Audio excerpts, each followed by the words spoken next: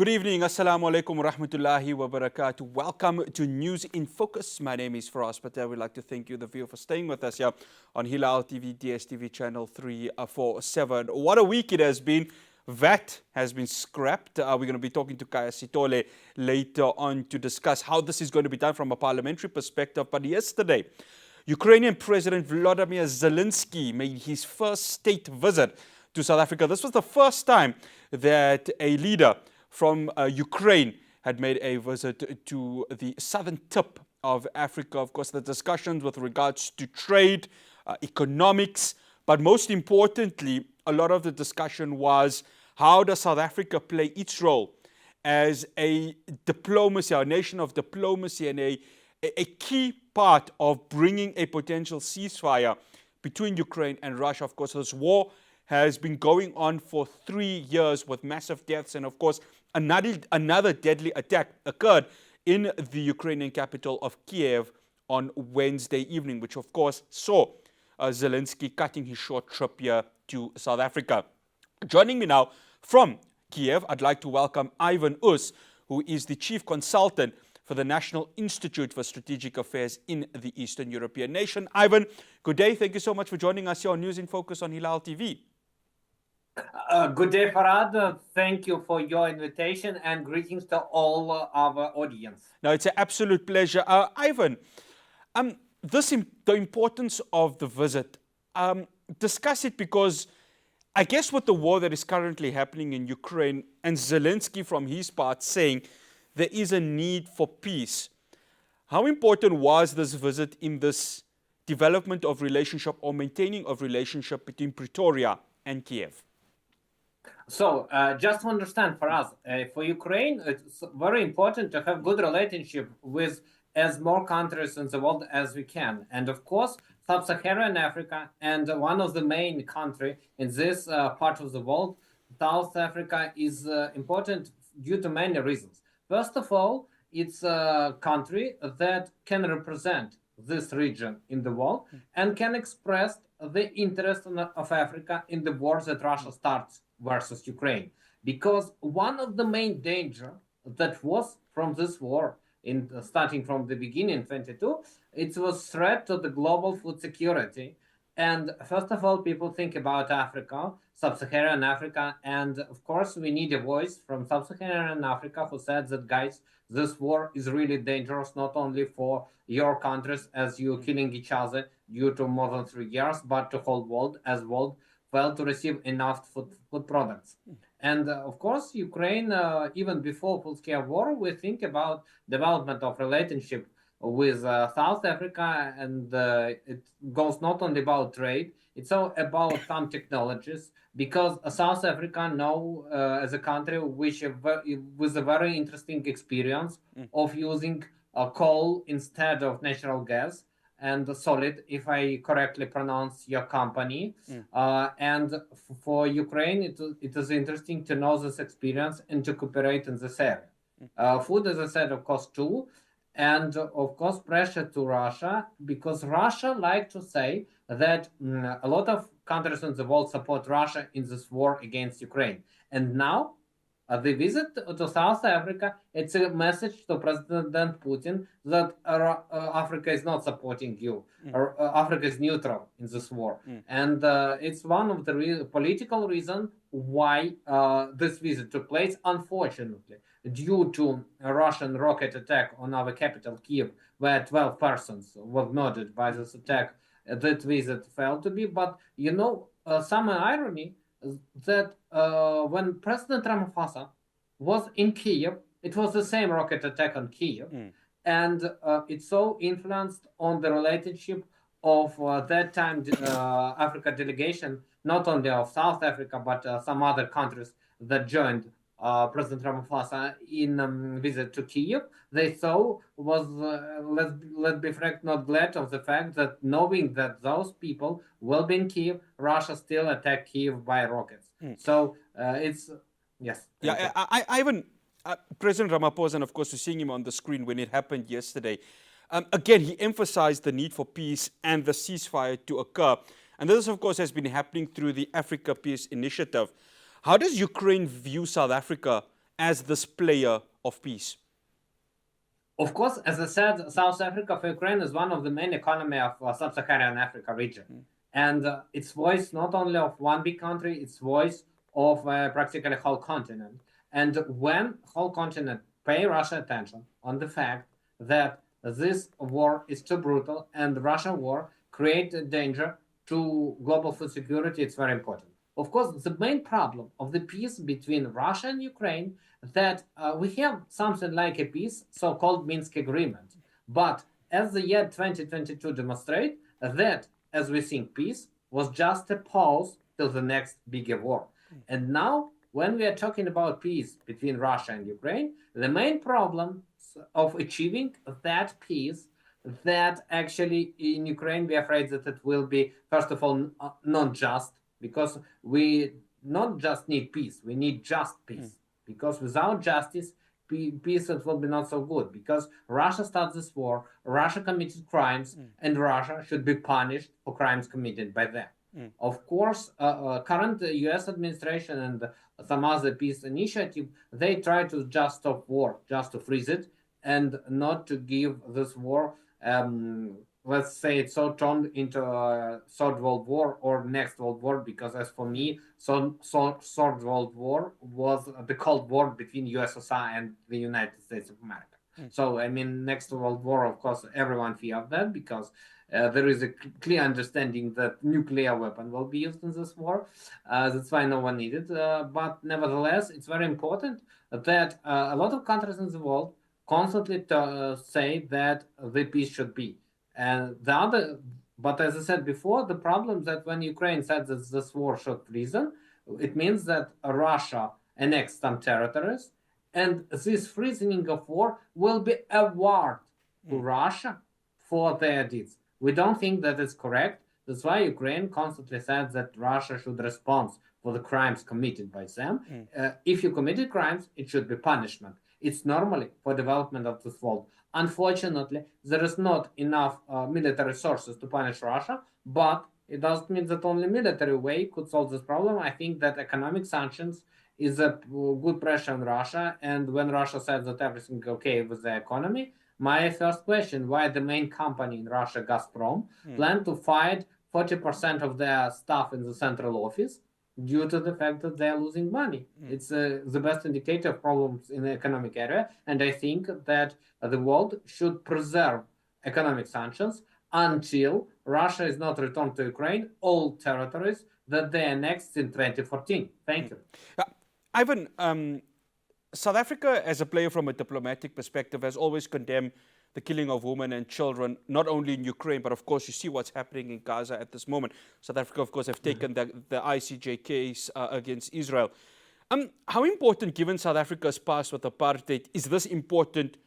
Is this conversation important, I beg your pardon, especially when it comes to the killing of civilians? You saw that in apartheid, many civilians had lost their lives. So how does Ukraine view that South Africa, given its experience, is supposedly the right country to speak to when it comes to peace?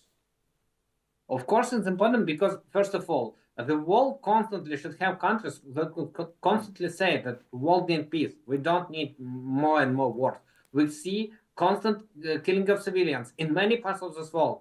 You mentioned about Gaza. I can mention about, for example, situation in Sudan, where we have this terrible war. There's some accidents happen in different parts of the world, especially when it's turned to big countries.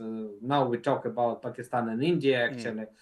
Before that, we remember stories between Iran and Pakistan too. So that's why the feeling that world decided to make more bet on war, more bet on killing civilians, just because they think that it's better way of solving problems, it's a very wrong way. And when South Africa and other countries constantly said that it's not the way that you decided to choose, it's a wrong way, because it's led to more deaths, more problems, create problems with the global economy. Of course, it's very important. Important that other countries understand that they're not supported by South Africa and some other countries, and they could not say that those countries is their friends, because While returning to question of Ukraine and South Africa, for Ukraine it's very important to demonstrate, first of all, to Russia allies that South Africa is not such a big Russia ally. That for us it's normally to build our relationship. And when Russia said that everyone supports the aggression, not Russia wrong, not everyone. And we are talking not only about Russian aggression, we talk about actually situation in the world, because if we will not talk a lot about peace, we receive the next world war. I don't think that this world needed next world war, rather to be frank. Yes. Ivan, I have to stop you because before we go to the break, there's just one question I have to get in. I'm going to give you 2 minutes with this. Ramaphosa has quite a strong relationship with Russia and its president, Vladimir Putin, of course, through its BRICS partnership. Just last year, President Ramaphosa had said that he views Russia as a very close ally to South Africa. From a Ukrainian perspective, do they have concerns that this could compromise a relationship between your nation and ours here in South Africa? Of course, any Russia ally for us a big problem. And when not only South Africa, but BRICS allies of Russia, especially China, India, Brazil, of course, Indonesia, that joined BRICS starting from this year. When such a big countries expressed the fact that they're in the same union with Russia, for Ukraine it's a big problem. Because we always think that if you're in one ally with Russia, if you think that Russia do absolutely normal thing, for Ukraine it's not a good thing. But on the other hand, we have no feeling that all those BRICS countries, for example, they're in the same ally with Russia, because we hear criticism, at least from India, and if you are talking about new members of BRICS, United Arab Emirates, that helped Ukraine in returning our war prisoners of war, to Qatar, not in BRICS, but they're helping to us too from that region in returning children.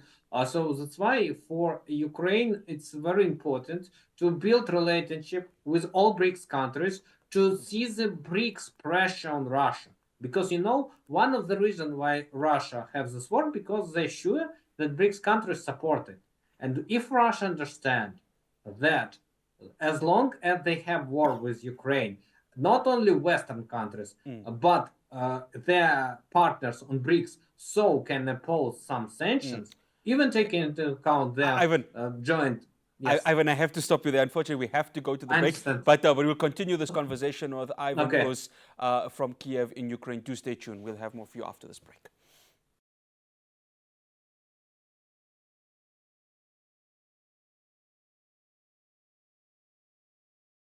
Welcome back to News in Focus. I'm still in conversation with Ivan Us, Chief Consultant for the National Institute for Strategic Affairs in Ukraine. He's joining me from Kiev. Thank you again for staying with us, Ivan.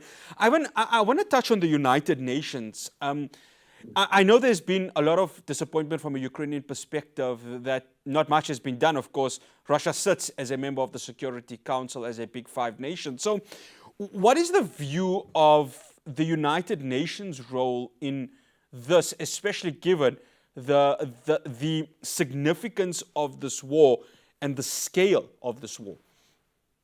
Of course, the United Nations played an important role when they organized so-called Black Sea Grain Initiative, and we thank the United Nations for that. But on the other hand, we think that the situation when Russia starts the war against Ukraine, and at the same time, Russia is a constant member of Security Council of the United Nations, it's a big problem of United Nations. It means ineffectiveness of the United Nations. It means there should be serious reforms of the United Nations.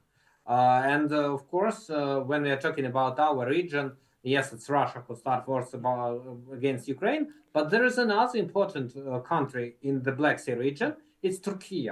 And Turkey expressed the will that it should be big reforms of United Nations, including reforming of the Security Council, that they should not be right of veto and they should not be constant members.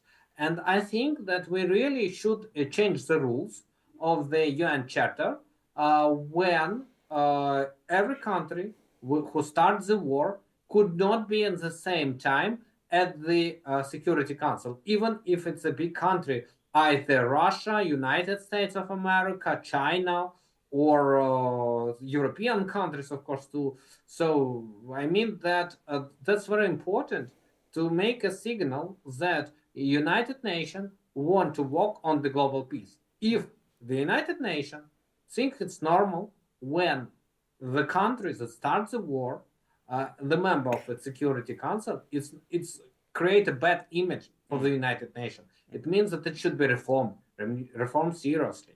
And I think that this reform should be not only actually in United Nations, some other global structures too should be reformed, because we built this construction after the end of the Second World War. I think now we have time to rewrite the rules, rewrite a lot of actually organization, change the rules of that organization, and made it better for current times.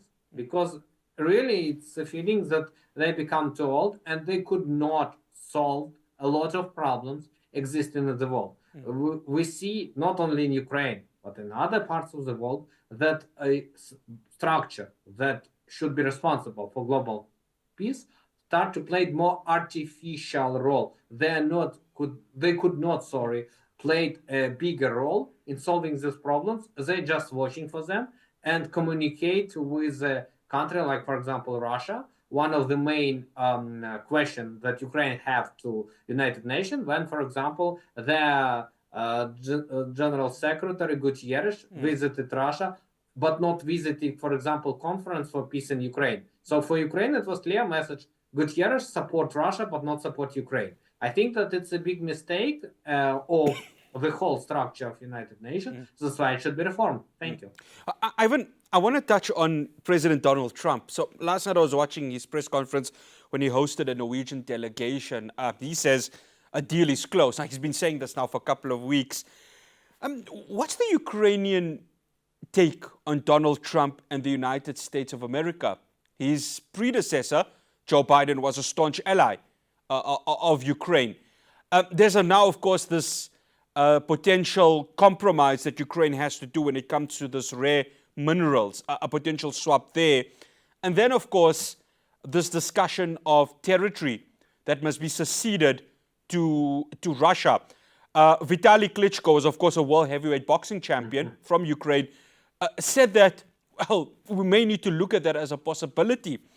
So how much of this American rhetoric is being played out right now, given just 2 months ago, President Zelenskyy was humiliated by J.D. Vance and Donald Trump at the White House? Talk to us about that. Yes, of course, that humiliation of our president, and we see humiliation of our nation from the U.S. administration side, of course, create a negative image for U.S. In Ukraine, we really see that if under his predecessor, Joe Biden, the philosophy was simple, as that time by Deputy Prime Minister of Canada, Chrystia Freeland, said, that it's a third example in the global history when there is a good and evil forces having the fight. First example, the civil war in the United States, North and South, that changed the vector of the whole world that time. Second, it's, as Chrystia Freeland mentioned, Sky of Britons hinting at the Second World War. And the third example, as this phrase was said at the end of February 2022, the Kiev, hinting that Russia taking Kiev, and they understand that the evil is Russia, Ukraine defending the forces of good. But under current administration, the views change. They watch for this war not as a war of good and evil, but as a conflict of two sides. That one side Russia, another side Ukraine. So that's why current administration need to do fast peace. But in Ukraine, there is a good phrase. Fast doesn't mean good. It meaning that if you want to achieve fast peace, if you want to achieve some rewards for that, or is an Ukraine joke, Donald Trump probably dreamed to have the Nobel Prize win for stopping war of Russia against Ukraine. In Ukraine, we don't think that it's good because it's a feeling that Russia will not be actually punished for crimes committed by them. Even yesterday, why President Zelenskyy should decrease his visit to South Africa, important visit to him, due to this attack on Kiev. And all the crimes. And when we are talking about U.S. proposition now, we have a feeling that US said, forgot about those crimes, let's reward the aggressor for his activity and stop the war. Ukraine, not President Zelensky, it's very important. One big mistake of Donald Trump that he accused President Zelensky. President Zelensky expressed opinion of nation. If President Zelensky agree with Donald Trump, it means that Ukrainian nation said that we need other president, and he understands. That's why it's opinion of nation. About rare earth deal, it's another important moment because Ukraine initiated this talks about rare earth deal, but Ukraine want to exchange this rare earth deal for U.S. Military support, military aid. But U.S. don't want to that. They want to say that give to us your rare earth minerals, and we don't give to you nothing. Ukraine, of course, said we don't need such a deal. When you received everything, we received nothing. That's why talks that now going on in Washington D.C. It's I think that about this deal. I'm not sure that this deal will be because in memorandum there was statement that sides should to informed about success in this deal. Yes, they can say that okay, we are moving forward. We still don't have this deal, but we are moving forward. What we are expecting because yes. Ivan, I have to stop you there. Just one quick question before we end this discussion. I've got about 2.5 minutes. So I guess South Africa has been viewed at this as the honest mediator. And of course, they are going to be hosting this G20 summit later on this year. The expectations of this war, I mean, where do you see it going, Ivan? And is there hope that this could end right before the G20 summit? And of course, South Africa's role as this honest mediator. Talk to us about it. I've just got 2.5 minutes for you, Ivan. Just to say, Russia don't want to stop this war. Russia want to conquer whole Ukraine. That's why I don't see a big window of opportunity for this peace. Of course, it's important that all South Africa and some other countries preserve pressure on Russia that this peace should be. But Russia sure that they can win. And when you're sure that you could do something, you don't hear to everyone else. That's why if Russia don't hear to everyone else should impose pressure on Russia, including sanctions. What we are expecting that in G20 summit, Russia should understand that their deeds are not supported by many countries in many parts of the world. That is very important signal that Russia should listen and should stop this war. Unfortunately, I'm not sure that. Nevertheless, this sign should take place. Thank you. Okay. Ivan Us, thank you so much for joining us here on News in Focus on Hilaal TV. Much appreciated. That's Ivan Us. He serves as the chief consultant for the National Institute for Strategic Affairs in Ukraine, joining us from Kiev. After the break, we're going to be speaking to Kaya Sitole. That has been scrapped, but hold on. No one really knows what's going to happen in terms of this being a quick turnaround time with bills still to be changed. To stay tuned.